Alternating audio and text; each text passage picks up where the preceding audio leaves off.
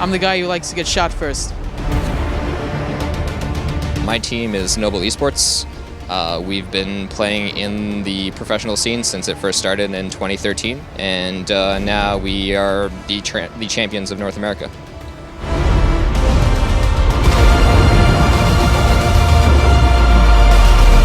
When we started this team, I can't say we were expecting to be in Japan specifically, but we hold ourselves to high regard. Playing against teams that you're not completely familiar with can always be a little bit, unusual, but at the same time, we've played several teams, at least a dozen teams this season alone.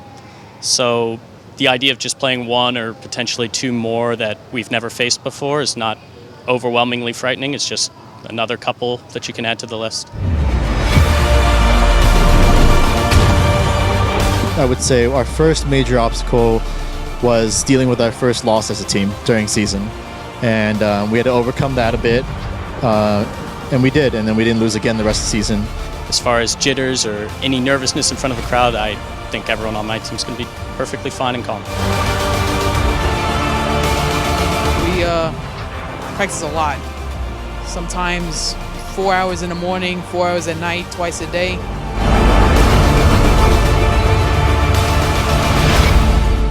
The World of Tanks Pacific Rumble saw the 2 best North American teams versus the 3 best Asian teams coming together in an event designed to promote the game across both regions. Noble Gaming and High Voltage Cabalas came over to Tokyo from North America, where they clashed with Japan's Karen Tiger, Korea's Hongdu, and China's EL Gaming, named the second best team in the world at this year's Grand Finals. You got to respect results. You don't find out these results on paper. These guys really have to play. EL Gaming, probably the champions in the Asian region.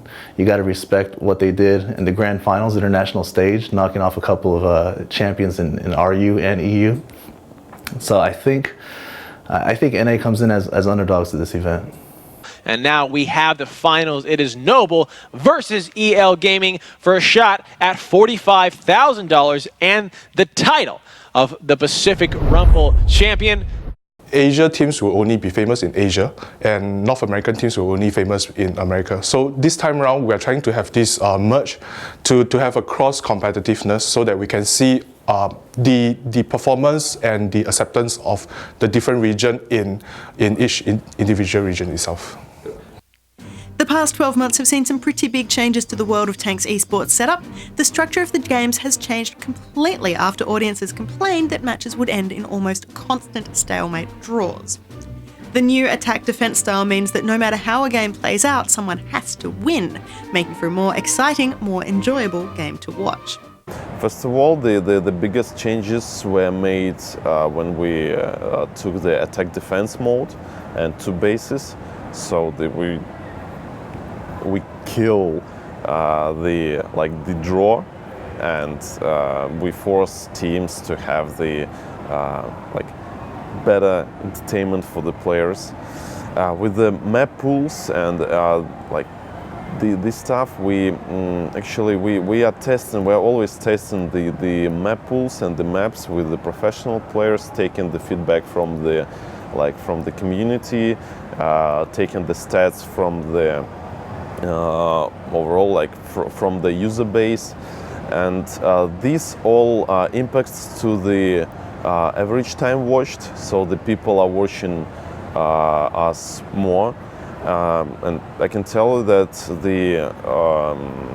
if we are comparing nowadays stats and the 1 year ago, we've got 2.5 times bigger average time watched for the unique viewer. This is representative of a growing and necessary trend in esports around the world. As audiences expand, there is a shift away from the hardcore gamers, meaning that the games themselves need to change and evolve to be more interesting for newcomers and more casual viewers, and to hold their interest. Even at the Pacific Rumble, we saw another major change. While the competition was played with the Tier 8 models that have been used for the past year, Noble and EL Gaming also showed off an exhibition match of the new Tier 10 mode, which will be used in 2016. The reception from both the audience and the players is that Tier 10 is a much needed shake-up for the organisation. If the weekend's matches were anything to go by, the new seasons will be faster, more exciting and far more enjoyable for everybody to watch, whether they are World of Tanks fans or completely new to the concept of professional gaming or esports in general. Another thing we've done is a platform called BattleViewer, battleviewer.com. And what it is, we're trying to expose how global the Wargaming League scene is. So when you go to this one website, you can see the broadcast from every other region.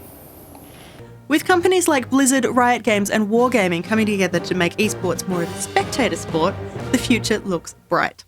It's a major mind shift for organisers as they start to realise the viewers are just as, if not more important than the players, meaning that the games will continue to change and evolve to make things fun to watch, not just fun to play. With the vast population now playing video games in one form or another, it is inevitable that esports will find a balance between sport and entertainment that will eventually bring it into the mainstream. It's now a matter of when, not if. This year, we saw just 1 hour of professional video games on Fox Sports in Australia. Next year, we're hoping to see just a few more. So when I started playing World of Tanks, I never thought I'd actually get to travel the world. For me, it was just a hobby, and it turned out into something pretty serious, and now I get to travel and see the world.